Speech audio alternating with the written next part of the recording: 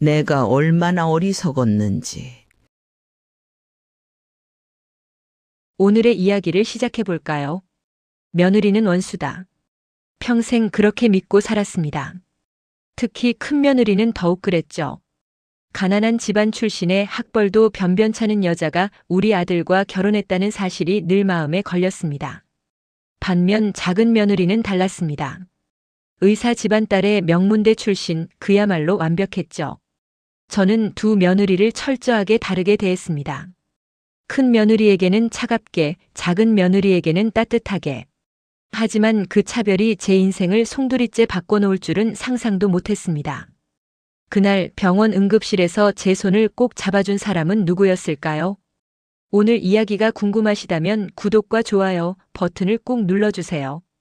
여러분의 작은 관심이 더 좋은 이야기를 만드는 힘이 됩니다. 그럼 시작하겠습니다. 제 이름은 박순자입니다.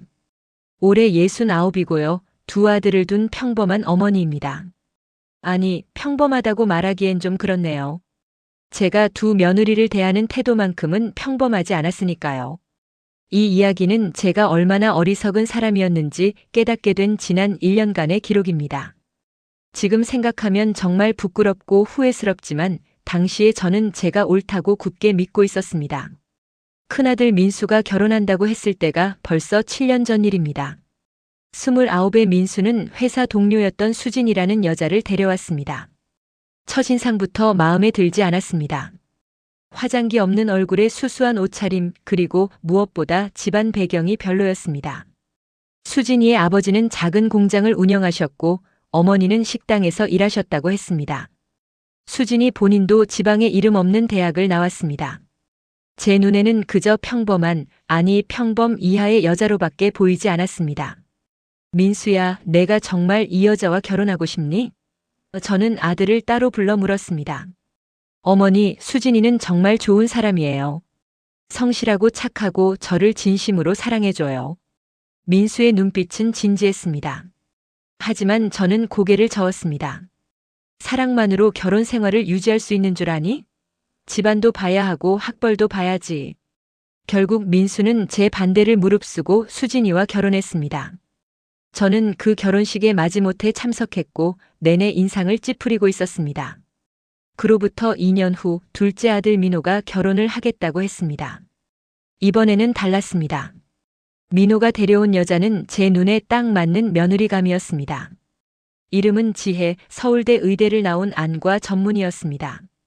아버지는 대학병원 원장이셨고 어머니는 약사셨습니다. 집안도 좋고 외모도 단정하고 말씨도 고왔습니다. 어머니, 지혜예요. 인사드려요. 지혜는 공손하게 고개를 숙였습니다. 그 모습이 얼마나 예뻐 보이던지. 아이고, 우리 며느리 참 고운 분이구나. 잘 왔어. 어서 앉아. 저는 지혜의 손을 잡고 흐뭇하게 웃었습니다. 같은 며느리인데도 큰 며느리 수진이를 대할 때와는 180도 다른 태도였습니다. 그때부터였습니다. 제 차별이 본격적으로 시작된 것이. 두 며느리가 모두 우리 집에 모이는 명절이 가장 문제였습니다. 추석이 되면 큰 며느리 수진이는 새벽부터 일어나 음식 준비를 했습니다. 수진아, 파전 좀 더 부쳐. 그리고 나물도 무쳐야지. 저는 계속 이것저것 시켰습니다. 수진이는 묵묵히 일을 했습니다. 네, 어머님. 알겠습니다. 그 순간 작은 며느리 지혜가 거실에서 편하게 TV를 보고 있었습니다. 지혜야, 너는 그냥 쉬어. 일 안 해도 돼. 너 병원에서 일하느라 피곤하잖아. 저는 지혜에게는 한없이 다정했습니다. 사실 수진이도 직장에 다니고 있었습니다. 하지만 저는 그 사실을 애써 무시했습니다. 같은 직장인인데도 저에게는 달랐던 것입니다. 수진이의 얼굴에 잠깐 서운한 표정이 스쳤지만 곧 다시 웃으며 일을 계속했습니다. 차별은 음식에서도 드러났습니다. 제가 좋아하는 과일이나 고기가 생기면 늘 작은아들 민호 집으로 먼저 보냈습니다. 지혜가 요즘 바빠서 제대로 못 먹을 텐데 이거 갖다 먹어. 반면 큰아들 민수 집에는 거의 아무것도 주지 않았습니다. 가끔 주더라도 신선하지 않은 것들이었습니다. 한 번은 큰 며느리 수진이가 제 생일에 비싼 한우 세트를 사왔습니다. 어머님 건강하세요. 이거 어머님 좋아하시는 한우예요. 수진이는 밝게 웃으며 선물을 건넸습니다. 저는 그 선물을 받아들고도 시큰둥했습니다. 아, 그래. 고맙네. 딱 그 한마디였습니다. 그런데 일주일 후 작은 며느리 지혜가 비슷한 가격의 과일 바구니를 사왔을 때는 제 반응이 완전히 달랐습니다. 아이고, 우리 지혜가 이렇게 비싼 걸 어떡해. 고맙다 정말. 저는 지혜를 안아주기까지 했습니다. 그 모습을 본 수진이의 얼굴이 어땠을지 지금 생각하면 너무나 미안합니다. 아이들이 태어났을 때도 제 태도는 확연히 달랐습니다. 큰 며느리 수진이가 딸을 낳았을 때 저는 병원에 한 번 들렀다가 금방 나왔습니다. 아들이 아니라 아쉽네. 그래도 건강하게 낳아서 다행이다. 그게 제가 한 전부였습니다. 산후조리원 비용도 대주지 않았고 산후조리도 친정어머니께 맡겼습니다. 하지만 1년 후 작은 며느리 지혜가 아들을 낳았을 때는 완전히 달랐습니다. 저는 매일 병원에 들렀고 최고급 산후조리원 비용도 기꺼이 냈습니다. 우리 손자, 우리 귀한 손자. 할머니가 얼마나 기다렸는지 몰라. 저는 손자를 안고 눈물까지 흘렸습니다. 그날도 큰 며느리 수진이가 딸 서연이를 데리고 우리 집에 왔었습니다. 서연이가 그림을 그려왔다며 제게 보여줬습니다. 할머니, 이거 할머니 드려요. 제가 그렸어요. 서연이의 눈망울이 초롱초롱했습니다. 하지만 저는 그림을 대충 보고는 탁자 위에 올려놓았습니다. 그래, 고맙다. 할머니 바쁘니까 저기 가서 놀아. 서연이의 얼굴이 금방 시무룩해졌습니다. 그런데 그 옆에서 작은 손자 준호가 장난감을 가져오자 제 반응은 천지 차이였습니다. 우리 준호, 이게 뭐야? 할머니한테 보여줄 거야? 어머, 우리 손자 정말 대단하다. 저는 준호를 무릎에 앉히고 한참을 놀아줬습니다. 같은 손주인데도 이렇게 다르게 대하는 제 모습을 당시에는 이상하다고 생각하지도 않았습니다. 큰 며느리 수진이는 그런 차별 속에서도 늘 웃으며 저를 대했습니다. 명절 때마다 제일 일찍 와서 일을 도왔고 제 생일도 꼬박꼬박 챙겼습니다. 제가 아프다는 소식을 들으면 병원에 찾아와 간호도 해줬습니다. 어머님 괜찮으세요? 제가 죽 끓여왔어요.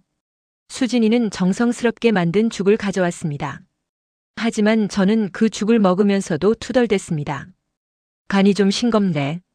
지혜가 끓여준 게 더 맛있었는데. 사실 지혜는 한 번도 죽을 끓여준 적이 없었습니다. 그냥 제가 지혜를 띄우고 싶어서 한 거짓말이었습니다.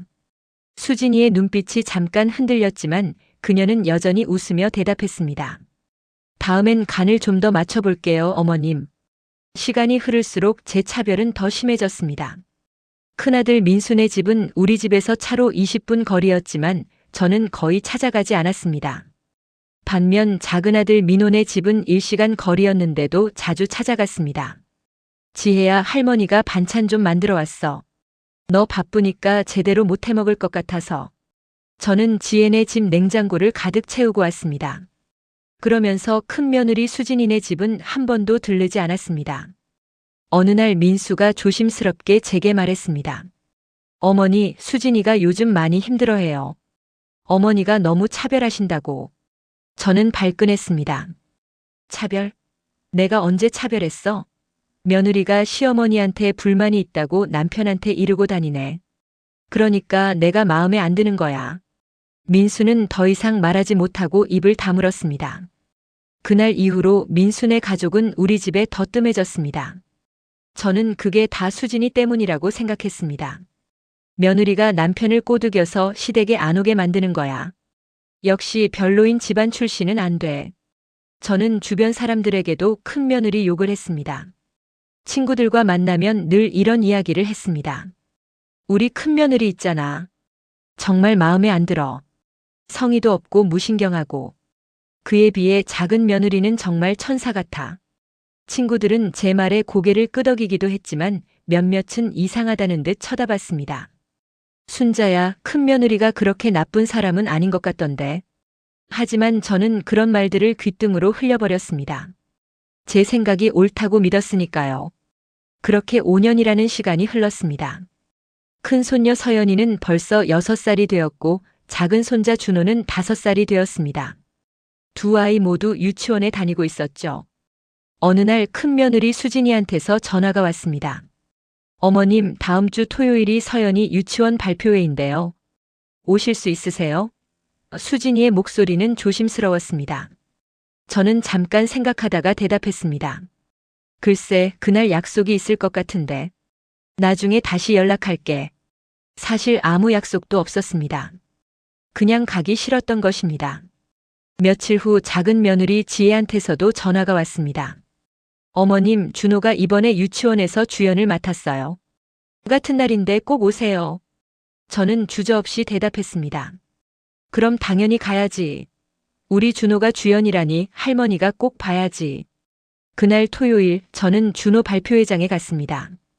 준호는 무대에서 열심히 공연을 했고 저는 앞자리에서 박수를 치며 환호했습니다. 잘한다, 우리 손자. 최고야. 공연이 끝나고 준호를 꼭 안아주며 칭찬을 아끼지 않았습니다. 그런데 집에 돌아와서 문득 생각이 났습니다. 서연이 발표회도 오늘이었다는 것을요. 저는 잠깐 마음이 불편했지만 곧 그 생각을 떨쳐냈습니다.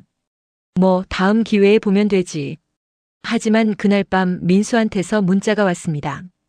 어머니, 서연이가 할머니 기다리다가 많이 울었어요. 무대에서 계속 객석을 둘러보더니. 저는 그 문자를 보고도 미안한 마음이 들지 않았습니다. 오히려 짜증이 났습니다. 애가 할머니 한 번 안 온 걸 가지고 그렇게 유난을 떠나. 너무 예민하게 키우는 거 아니야? 저는 민수에게 그렇게 답장을 보냈습니다. 하지만 민수에게서는 더 이상 답이 오지 않았습니다. 그 후로 민수네 식구들은 더욱더 우리 집에 오지 않았습니다. 명절에도 인사만 간단히 하고 일찍 돌아갔습니다. 수진이의 얼굴은 예전처럼 밝지 않았고 서연이는 저를 보면 숨는 것 같았습니다. 저는 그 모습을 보며 투덜댔습니다. 쟤네 완전히 삐진 거 아냐? 시어머니한테 저런 식으로 대하고 교육을 어떻게 시킨 거야? 남편은 옆에서 한숨을 쉬었습니다. 당신 너무 심한 거 아니오? 큰 며느리도 나름 열심히. 저는 남편의 말을 끊었습니다. 당신은 몰라요. 며느리가 얼마나 중요한지. 집안 격이 맞아야 제대로 된 가정을 꾸릴 수 있다고요. 남편은 더 이상 말하지 않았습니다. 사실 남편도 제 성격을 잘 알기에 말해봤자 소용없다는 걸 알았던 것입니다. 그렇게 또 시간이 흘렀습니다. 어느덧 가을이 되었고 추석 명절이 다가왔습니다. 이번 추석에도 두 며느리가 모두 우리 집에 왔습니다. 큰 며느리 수진이는 여전히 새벽부터 와서 음식 준비를 도왔습니다. 어머님, 전 부칠까요? 아니면 나물 무칠까요? 수진이는 앞치마를 두르며 물었습니다. 저는 무심하게 대답했습니다. 둘 다 해야지. 일손이 부족한데. 수진이는 묵묵히 고개를 끄덕이고 일을 시작했습니다. 한편 작은 며느리 지혜는 거실 소파에 앉아 준호와 놀고 있었습니다. 지혜야, 너는 쉬어. 병원 일로 피곤할 텐데 무슨 명절 음식까지 만들어. 저는 지혜에게 과일을 깎아 갖다 주기까지 했습니다. 부엌에서 일하던 수진이가 잠깐 우리 쪽을 쳐다봤습니다. 그 눈빛에 뭔가 슬픔 같은 게 묻어 있었지만 저는 못 본 척했습니다. 점심 식사 시간이 되었습니다. 상을 차리면서도 제 차별은 계속되었습니다. 준호야, 이 갈비 할머니가 특별히 넣어주려고 제일 좋은 걸로 골라놨어. 먹어봐. 저는 준호 앞에 제일 큰 갈비를 놓아줬습니다. 반면 서연이 앞에는 작은 조각만 놓였습니다. 서연이가 조용히 그 모습을 보고 있었습니다. 식사가 끝나고 설거지를 할 때였습니다. 수진이가 부엌에서 혼자 설거지를 하고 있었는데 제가 지나가다 말했습니다. 그릇 깨지지 않게 조심해서 해. 이거 비싼 거야. 그리고는 거실로 가서 지혜에게 말했습니다. 지혜야, 너는 편하게 있어. 설거지는 수진이가 하니까. 지혜는 살짝 미안한 표정을 지었지만 저는 그런 지혜의 손을 꼭 잡으며 웃었습니다. 그날 저녁 두 집 식구들이 모두 돌아간 후였습니다. 남편이 조심스럽게 말을 꺼냈습니다. 여보, 오늘 좀 심했어. 큰 며느리가 그렇게 일만 하는데 한마디 고맙다는 말도 없고. 저는 TV를 보며 대수롭지 않게 답했습니다. 며느리가 시댁일 돕는 건 당연한 거 아니에요? 뭘 그렇게 유난을 떨어. 남편은 한숨을 푹 쉬고는 방으로 들어가 버렸습니다. 저는 그때도 제가 뭘 잘못하고 있는지 전혀 몰랐습니다. 그로부터 한 달쯤 지난 어느 날이었습니다. 아침에 일어나는데 갑자기 어지러움이 느껴졌습니다. 이게 무슨... 저는 침대 끝을 잡고 간신히 균형을 잡았습니다. 하지만 곧 괜찮아지는 것 같아서 그냥 넘어갔습니다. 나이 들면 이럴 수도 있지 하고 생각했죠. 며칠 후에도 같은 증상이 있었지만 저는 대수롭지 않게 여겼습니다. 그냥 피곤해서 그런가 봐. 하지만 증상은 점점 심해졌습니다. 걷다가 갑자기 휘청거리기도 하고 가끔 손에 힘이 풀리기도 했습니다. 남편이 병원에 가보라고 했지만 저는 고집을 부렸습니다. 괜찮아요. 그냥 나이 들어서 그런 거예요. 그날도 평소처럼 집안일을 하고 있었습니다. 부엌에서 설거지를 하다가 갑자기 세상이 빙글빙글 돌기 시작했습니다.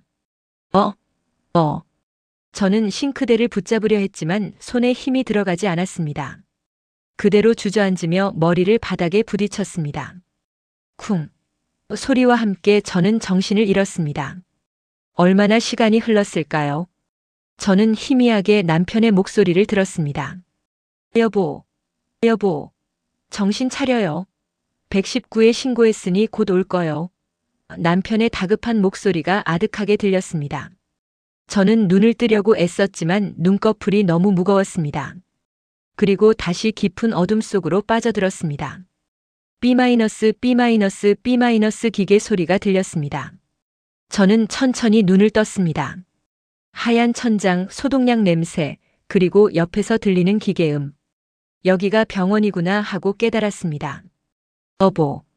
목소리를 내려는 순간 옆에서 남편이 벌떡 일어났습니다. 여보, 정신 차렸소? 의사 선생님. 환자 깨어났습니다. 남편의 얼굴은 눈물범벅이었습니다. 곧 의사가 들어와 제 상태를 확인했습니다. 많이 놀라셨죠? 뇌졸중 초기 증상이었습니다. 다행히 빨리 발견해서 큰 후유증은 없을 것 같습니다만 앞으로 꾸준한 치료와 관리가 필요합니다. 의사의 말에 저는 멍하니 천장만 바라봤습니다. 뇌졸중이라니. 저는 아직 70도 안 됐는데. 갑자기 무서움이 밀려왔습니다. 환자분 보호자분들 오셨습니다. 간호사의 말에 문이 열렸습니다. 제일 먼저 들어온 사람은 작은 아들 민호와 며느리 지혜였습니다. 어머니, 괜찮으세요? 지혜가 다가와 제 손을 잡았습니다. 저는 지혜의 손을 꼭 쥐었습니다. 지혜야, 할머니가 많이 아팠어. 걱정 마세요, 어머님. 제가 여기 병원 선생님들한테 다 부탁드렸어요. 최선을 다해서 치료해 주실 거예요. 지혜의 말에 저는 안심이 되었습니다. 역시 의사 며느리가 있으니 든든했습니다. 그때 문이 다시 열렸습니다. 큰아들 민수가 헐레벌떡 뛰어들어왔습니다. 어머니, 민수의 뒤로 큰며느리 수진이가 조용히 들어왔습니다. 수진이는 제 침대 발치에 서서 저를 바라봤습니다. 그 눈빛이 묘하게 따뜻했습니다. 수진아, 너도 왔구나. 저는 힘없는 목소리로 말했습니다. 수진이는 고개를 끄덕이며 조용히 대답했습니다. 네, 어머님. 걱정 많이 했어요. 그녀의 목소리에는 진심 어린 걱정이 묻어났습니다. 하지만 저는 여전히 지혜의 손만 꼭 잡고 있었습니다. 지혜야, 할머니 언제쯤 퇴원할 수 있을까? 지혜가 조심스럽게 답했습니다. 일단 일주일 정도는 입원하셔야 할 것 같아요. 검사 결과를 더 봐야 하고요. 그 말을 듣고 저는 한숨을 쉬었습니다. 병원은 정말 싫었습니다. 그날 저녁 두 아들과 며느리들은 모두 돌아갔습니다. 병실에는 남편만 남아 간이 침대에서 잤습니다. 저는 천장을 바라보며 여러 생각을 했습니다. 내가 정말 죽을 수도 있었구나. 다음 날 아침 남편이 잠깐 집에 옷을 가지러 간 사이였습니다. 병실 문이 열리며 누군가 들어왔습니다. 고개를 돌려보니 큰며느리 수진이었습니다. 어머님 주무셨어요? 수진이는 손에 보온병을 들고 있었습니다. 수진아, 무슨 일이야? 너 회사는? 저는 놀라서 물었습니다. 오늘 반찬 했어요. 어머님께 죽 좀 끓여드리려고요. 수진이는 보온병을 열었습니다. 따뜻한 김이 모락모락 올라왔습니다. 호박죽이에요. 어머님 좋아하시잖아요. 제가 새벽에 일어나서 정성껏 끓였어요. 저는 순간 뭐라 말해야 할지 몰랐습니다. 그동안 수진이에게 그렇게 차갑게 대했는데 이렇게 정성을 쏟아주다니. 수진이는 죽을 그릇에 담아 한 숟가락 떠서 불어주며 제 입에 가져다 댔습니다. 어머님 드세요. 아직 뜨거우니까 천천히 드세요. 수진이의 손길은 조심스러웠지만 따뜻했습니다. 저는 그 죽을 한 숟가락 받아 먹었습니다. 맛이 어때요? 수진이가 조심스럽게 물었습니다. 응, 맛있네.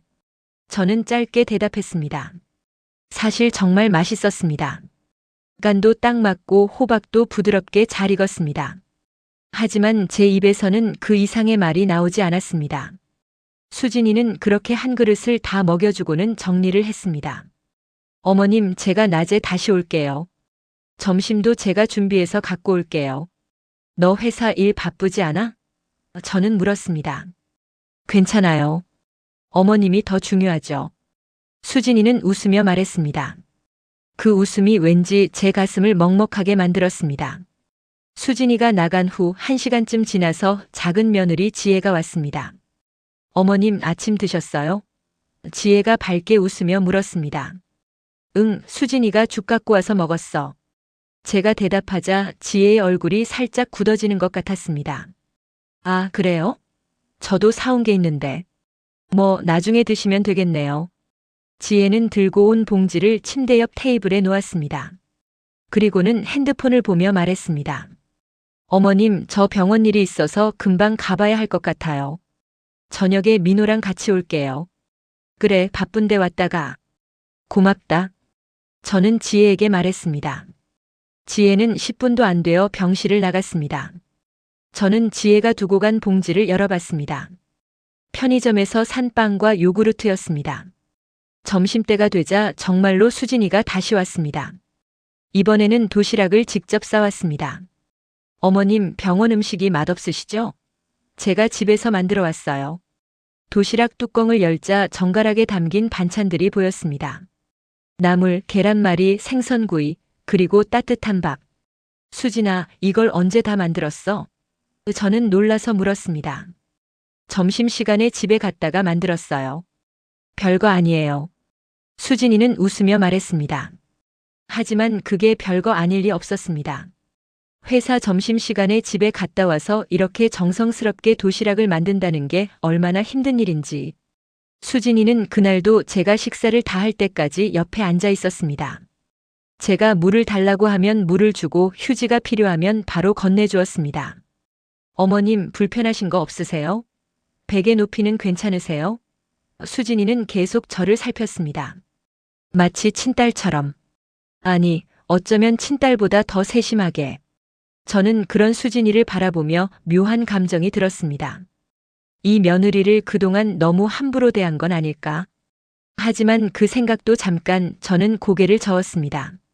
아니야, 그냥 며느리가 당연히 해야 할 일을 하는 거야.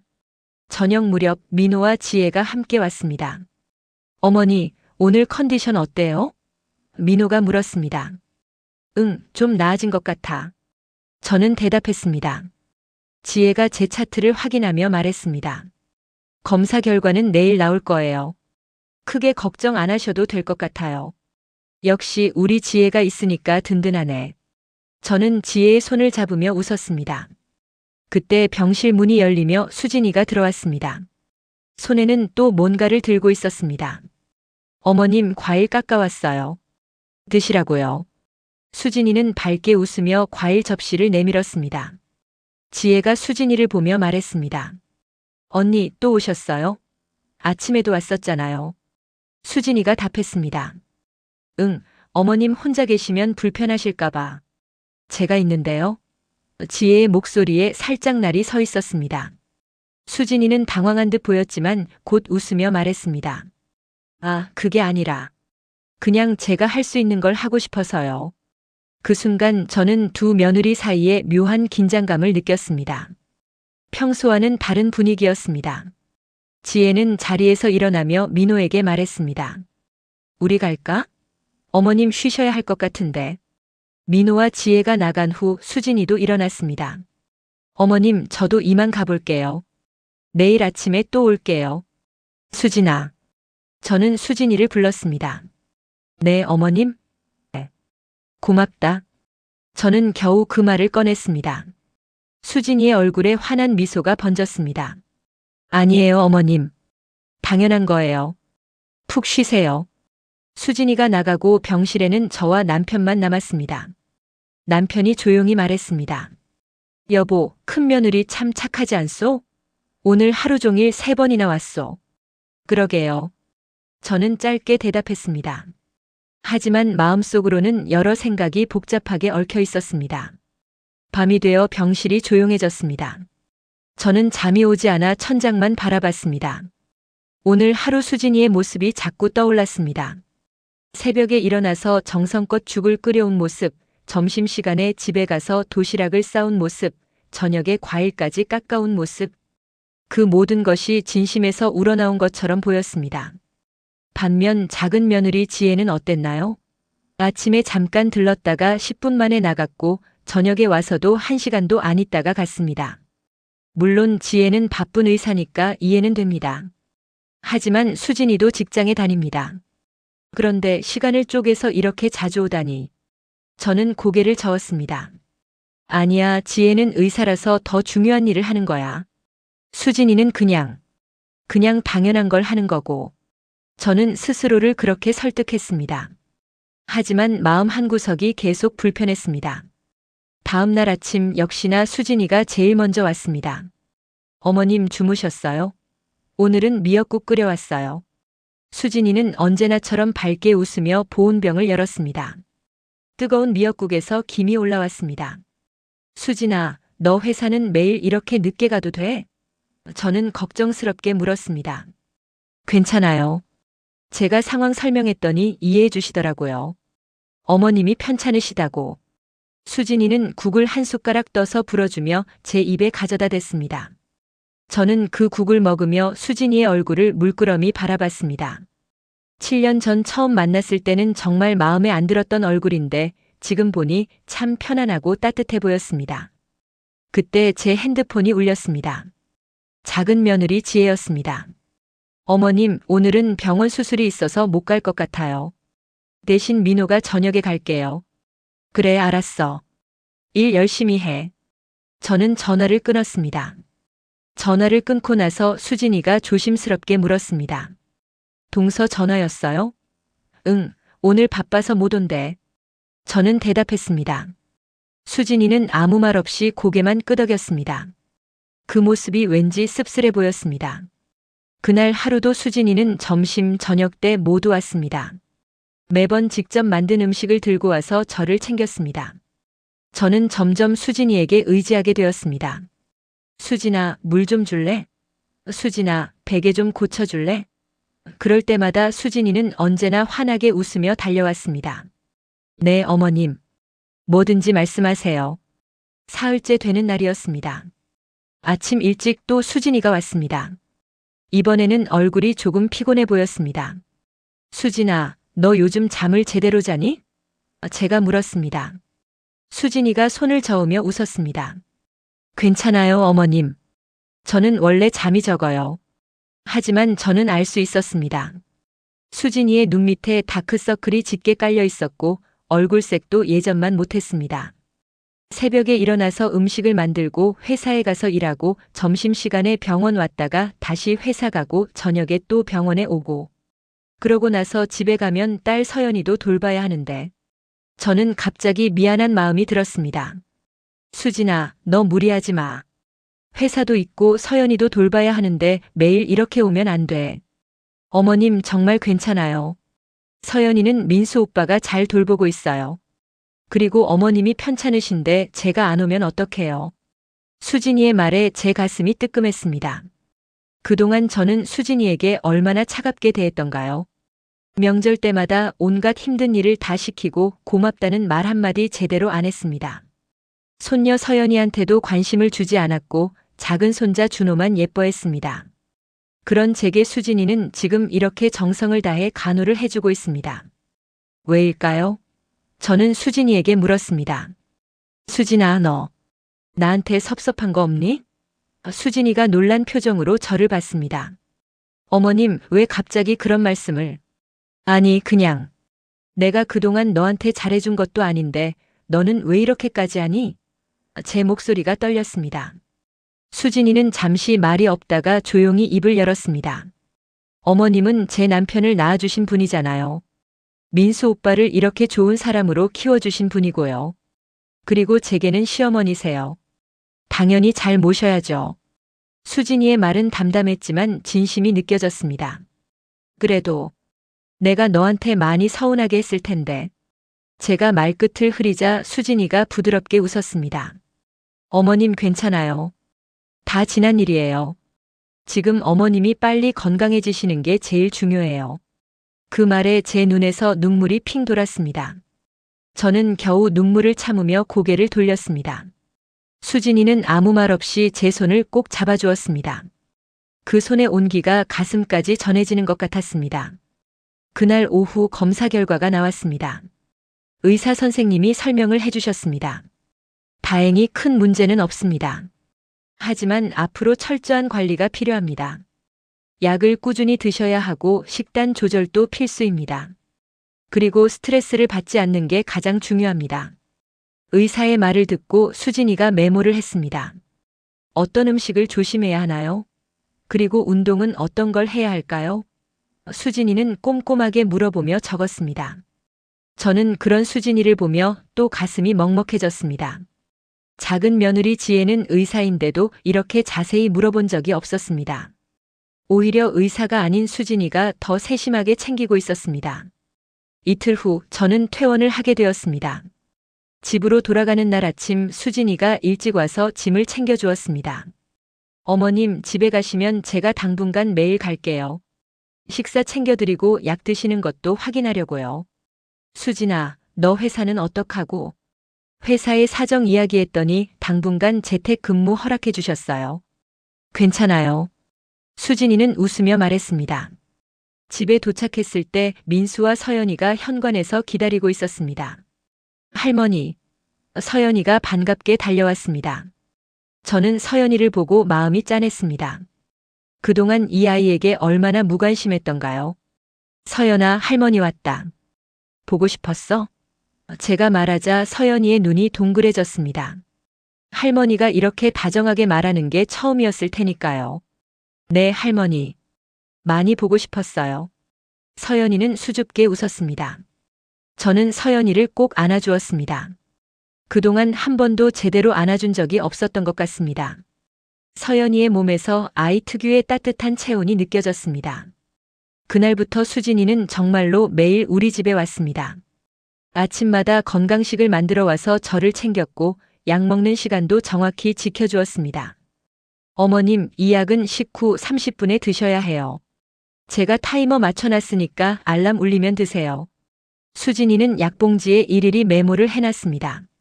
반면 작은 며느리 지혜는 제가 퇴원한 후 단 한 번도 오지 않았습니다. 전화로 안부만 물어볼 뿐이었습니다. 어머님 많이 좋아지셨죠? 제가 요즘 수술 스케줄이 많아서 시간이 안 나네요.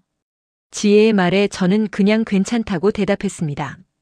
예전 같았으면 그래도 한 번 얼굴은 보여야 하는 거 아니냐고 섭섭해했을 텐데 이상하게도 이번에는 그런 마음이 들지 않았습니다. 오히려 수진이가 더 고마웠습니다. 한 달쯤 지났을까요?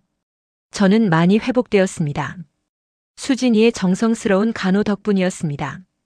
어느 날 오후 수진이가 평소처럼 와서 저녁 준비를 하고 있었습니다. 저는 부엌으로 가서 수진이 옆에 섰습니다. 수진아. 네, 어머님? 수진이가 고개를 돌렸습니다. 그동안 정말 고마웠어. 제 목소리가 떨렸습니다. 어머님 무슨 말씀을? 아니야. 내가 너한테 정말 미안해. 그동안 얼마나 서운했니? 저는 더 이상 참을 수 없어서 눈물을 흘렸습니다. 명절 때마다 너한테만 일 시키고 서연이한테도 관심 안 주고 지혜한테만 잘해주고 내가 정말 나쁜 시어머니였어. 수진이의 눈에도 눈물이 고였습니다. 어머님, 용서해 줄 수 있니? 이 못난 시어머니를. 수진이는 조리대에서 손을 닦고는 저를 꼭 안아주었습니다. 어머님 괜찮아요. 다 괜찮아요. 어머님이 이렇게 말씀해 주시는 것만으로도 충분해요. 우리는 그렇게 한참을 안고 울었습니다. 쌓였던 오해와 서운함이 눈물과 함께 흘러내리는 것 같았습니다. 그때 현관문이 열리며 남편이 들어왔습니다. 여보, 나왔소. 두 사람 왜 우는 거요? 남편은 당황해서 물었습니다. 저는 눈물을 닦으며 웃었습니다. 아니에요. 그냥 우리 며느리가 너무 고마워서요. 남편의 얼굴에 안도의 표정이 번졌습니다. 남편도 그동안 제가 며느리들을 차별하는 게 얼마나 마음 아팠을까요? 그날 저녁 우리 셋은 수진이가 만든 음식을 함께 먹었습니다. 식탁의 분위기는 그 어느 때보다 따뜻했습니다. 다음 날 저는 작은 아들 민호에게 전화를 했습니다. 민호야, 엄마다. 어머니, 무슨 일이세요? 어디 불편하신 데 있으세요? 민호는 걱정스럽게 물었습니다. 아니야. 너희들 저녁에 시간 있니? 우리 집에 와서 같이 밥 먹자. 아, 네. 알겠습니다. 지혜랑 같이 갈게요. 전화를 끊고 저는 큰아들 민수에게도 전화했습니다. 민수야, 오늘 저녁에 수진이랑 서연이 데리고 우리 집에 와. 어머니, 무슨 일 있으세요? 아니, 그냥 다 같이 밥 먹고 싶어서. 꼭 와야 해. 저녁 시간 두 아들 가족이 모두 모였습니다. 오랜만에 보는 가족 모임이었습니다. 식탁에는 제가 직접 준비한 음식들이 차려져 있었습니다. 물론 수진이가 많이 도와줬지만요. 자, 다들 앉아. 오늘은 엄마가 할 말이 있어서 너희들을 불렀어. 두 아들과 며느리들 그리고 손주들이 모두 저를 바라봤습니다. 저는 깊게 숨을 들이쉬고 입을 열었습니다. 엄마가 그동안 정말 잘못했어. 특히 수진이한테. 수진이가 깜짝 놀라 저를 쳐다봤습니다. 저는 계속 말을 이어갔습니다. 명절 때마다 수진이한테만 일을 시키고 지혜한테는 쉬라고 했지. 손주들도 차별했고. 엄마가 정말 나쁜 시어머니였어. 식탁이 조용해졌습니다. 민수는 놀란 표정으로 저를 보고 있었고 민호는 어색하게 시선을 피했습니다. 수진아. 저는 수진이를 똑바로 쳐다봤습니다. 그동안 얼마나 속상했니? 명절마다 혼자 부엌에서 일하면서 얼마나 서러웠을까? 서연이도 할머니 사랑받고 싶었을 텐데. 제 목소리가 떨렸습니다. 수진이의 눈에 눈물이 고였습니다. 어머님. 수진이가 입을 열려고 했지만 저는 손을 들어 말을 이었습니다. 내가 너를 처음 봤을 때부터 마음에 안 들었어. 집안이 별로라고 학벌이 좋지 않다고. 그래서 계속 너를 무시하고 차갑게 대했지. 하지만 내가 아팠을 때 제일 먼저 달려온 사람이 너였어. 저는 눈물을 닦으며 계속했습니다. 매일같이 병원에 와서 밥 해주고 퇴원해서도 날마다 와서 나를 돌봐줬어. 아무 대가도 바라지 않고 그냥 진심으로. 민수가 수진이의 손을 꼭 잡았습니다. 수진이는 눈물을 흘리고 있었습니다. 그제야 알았어. 진짜 좋은 며느리가 뭔지. 학벌이나 집안 배경이 중요한 게 아니라 진심이 중요하다는 걸. 저는 지혜 쪽을 살짝 쳐다봤습니다. 지혜는 고개를 숙이고 있었습니다. 지혜야, 너한테도 미안해. 엄마가 너를 너무 띄워줬어. 내가 의사라서 집안이 좋아서. 그것 때문에 너한테만 잘해줬지. 그것도 잘못된 거였어. 지혜가 고개를 들어 저를 봤습니다. 그녀의 얼굴에는 부끄러움이 묻어 있었습니다. 어머님이 절 그렇게 대해주시니까 저도 당연하게 생각했어요. 언니가 힘들어하는 걸 알면서도 모른 척했고. 저도 잘못했어요. 지혜의 목소리도 떨렸습니다. 수진이가 지혜를 보며 고개를 저었습니다. 아니야, 동생. 내 잘못이 아니야. 아니에요, 언니. 저도 알았어요. 어머님이 언니한테 너무 하신다는 거. 그런데 저는 편한 게 좋아서 모른 척했어요. 지혜가 수진이에게 다가가 손을 잡았습니다. 미안해요, 언니. 그동안 많이 힘들었죠? 수진이가 지혜의 손을 꼭 잡아주며 웃었습니다. 괜찮아. 이제 다 지난 일이야. 두 며느리가 손을 잡고 있는 모습을 보니 제 가슴이 따뜻해졌습니다. 그리고 서연아. 저는 손녀를 불렀습니다. 서연이가 조심스럽게 저를 쳐다봤습니다. 할머니가 그동안 너한테 너무 못했어. 준호만 예뻐하고 너는 신경도 안 썼지. 정말 미안해. 서연이의 눈이 커졌습니다. 할머니. 이제부터는 할머니가 너도 많이 사랑해줄게. 준호랑 똑같이. 아니, 그동안 못해준 만큼 더 많이 사랑해줄게. 저는 서연이를 불러 안아주었습니다. 서연이는 제 품에 안겨 조용히 울었습니다. 얼마나 할머니 사랑을 받고 싶었을까요? 이 어린아이가. 준호야, 너도 이리 와. 저는 작은 손자도 불렀습니다. 준호가 다가오자 저는 서연이와 준호를 양쪽에 안았습니다. 할머니가 앞으로는 너희 둘 다 똑같이 사랑해줄게. 알았지? 네, 할머니. 두 아이가 동시에 대답했습니다. 그 모습을 보던 민수와 민호도 눈시울이 붉어졌습니다. 남편은 옆에서 흐뭇하게 웃고 있었습니다. 그날 저녁 우리 가족은 오랜만에 화기애애하게 식사를 했습니다. 웃음소리가 끊이지 않았고 따뜻한 대화가 오갔습니다. 식사 후 설거지를 하려고 하자 지혜가 먼저 일어났습니다. 어머님, 제가 할게요. 언니는 오늘 쉬세요. 아니야, 같이 하자. 수진이도 일어났습니다. 두 며느리가 함께 부엌에서 설거지를 하며 웃고 이야기하는 모습을 보니 제 마음이 편안해졌습니다. 그날 이후로 우리 집 분위기는 완전히 달라졌습니다. 저는 수진이에게 먼저 전화를 걸어 안부를 물었고 서연이 이야기를 물었습니다. 수진아, 서연이 유치원 생활은 어때? 잘 지내? 네, 어머님. 요즘 그림 그리는 거 정말 좋아해요.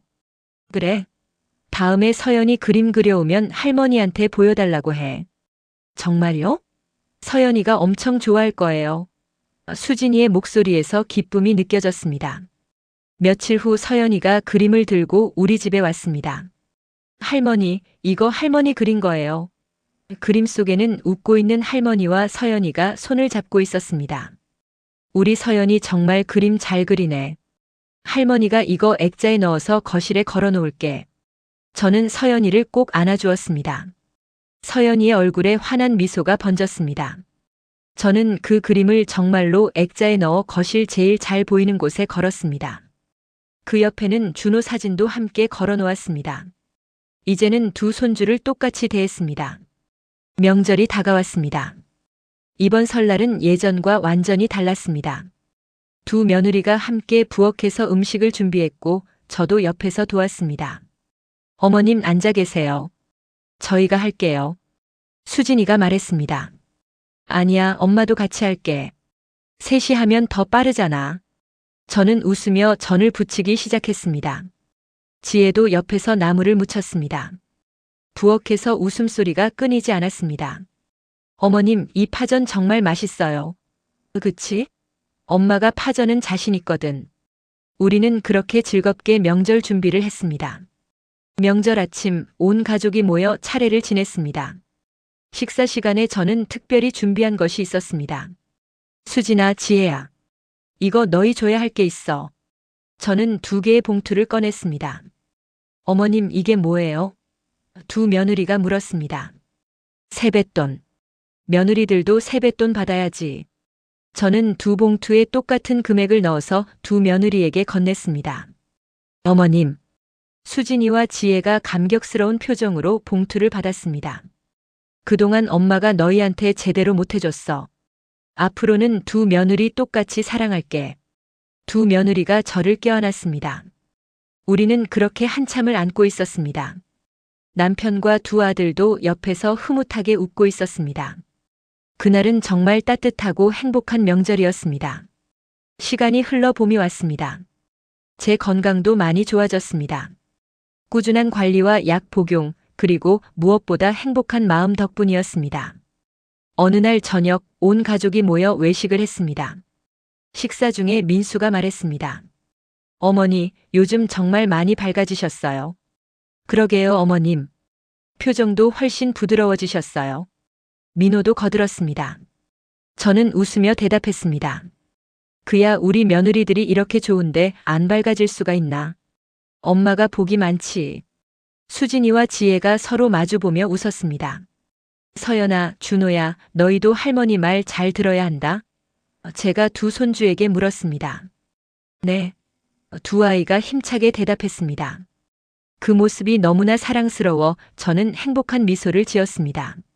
식사를 마치고 집으로 돌아오는 길에 남편이 제 손을 잡았습니다.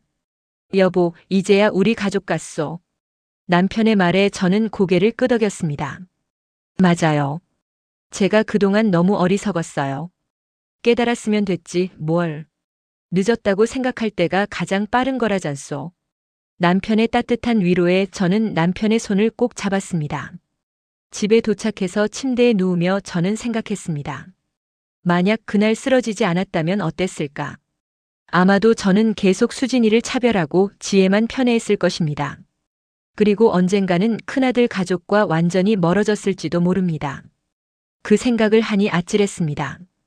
병이 저에게 준 교훈이었습니다. 겉모습이나 배경으로 사람을 판단해서는 안 된다는 것, 진심이 얼마나 중요한지, 그리고 사랑하는 사람들을 차별하면 결국 모두를 잃게 된다는 것, 저는 이제 알았습니다. 진짜 좋은 며느리가 누구인지, 아니, 두 며느리 모두 좋은 며느리라는 것을. 그로부터 1년이 지났습니다. 저는 지금 정말 행복합니다. 두 아들 가족과 자주 만나고 손주들과 즐거운 시간을 보냅니다. 수진이는 여전히 자주 우리 집에 들러 안부를 묻고 맛있는 음식을 해줍니다. 하지만 이제는 제가 먼저 전화해서 수진아, 오늘은 쉬어. 너무 자주 오지 마라고 말합니다. 지혜도 바쁜 와중에 시간을 내서 우리 집에 옵니다. 예전보다 훨씬 자주요. 그리고 올 때마다 언니인 수진이를 챙기는 모습을 봅니다. 며칠 전에는 서연이 생일이었습니다. 저는 서연이가 갖고 싶어 하던 미술 도구 세트를 선물했습니다. 서연이는 할머니 최고 라며 제 볼에 뽀뽀를 해줬습니다. 그 순간 제 가슴이 따뜻해지는 걸 느꼈습니다. 지난 1년을 돌아보면 참 많은 일이 있었습니다. 저를 변화시킨 건 병이 아니었습니다. 제가 가장 힘들 때 진심으로 저를 돌봐준 큰며느리 수진이의 마음이었습니다. 그 진심이 제 닫혀있던 마음을 열었고 제가 얼마나 잘못 살아왔는지 깨닫게 해줬습니다. 이제 저는 압니다. 사람의 가치는 학벌이나 집안 배경으로 정해지지 않는다는 것을, 진심과 인품이 얼마나 중요한지, 그리고 가족을 차별하는 것이 얼마나 큰 상처를 주는지, 혹시 저처럼 며느리들을 차별하고 계신 분이 있다면 말씀드리고 싶습니다. 너무 늦기 전에 깨달으시길. 겉모습만 보지 마시고 진심을 보시길. 그리고 사랑하는 가족들에게 차별 없는 사랑을 주시길. 저는 운이 좋았습니다. 늦게나마 깨달을 수 있는 기회가 있었으니까요. 그리고 제가 그렇게 못되게 굴었는데도 저를 용서해준 며느리와 가족들이 있었으니까요. 오늘도 저녁 식사 준비를 하며 저는 생각합니다. 오늘은 수진이가 좋아하는 갈비찜을 해야겠다고. 그리고 지혜가 좋아하는 잡채도 만들어야겠다고. 두 며느리 모두 제게 소중한 딸들이니까요. 창밖을 보니 해가 지고 있습니다. 따뜻한 저녁 노을이 세상을 물들이고 있습니다. 제 인생의 저녁 노을도 이렇게 따뜻하게 물들어가고 있습니다. 사랑하는 가족들과 함께. 이것이 제가 깨달은 것입니다. 진짜 행복은 돈이나 명예가 아니라 진심으로 사랑하고 사랑받는 것이라는 것을, 그리고 그 사랑에는 차별이 있어서는 안 된다는 것을, 여러분도 사랑하는 가족들에게 차별 없는 사랑을 주시길 바랍니다. 그것이 진정한 행복으로 가는 길입니다. 오늘 영상이 좋았다면 구독과 좋아요, 따뜻한 댓글 부탁드립니다. 여러분의 응원은 다음 이야기들을 만들어가는 큰 힘이 됩니다. 그럼 오늘도 시청해 주셔서 감사합니다.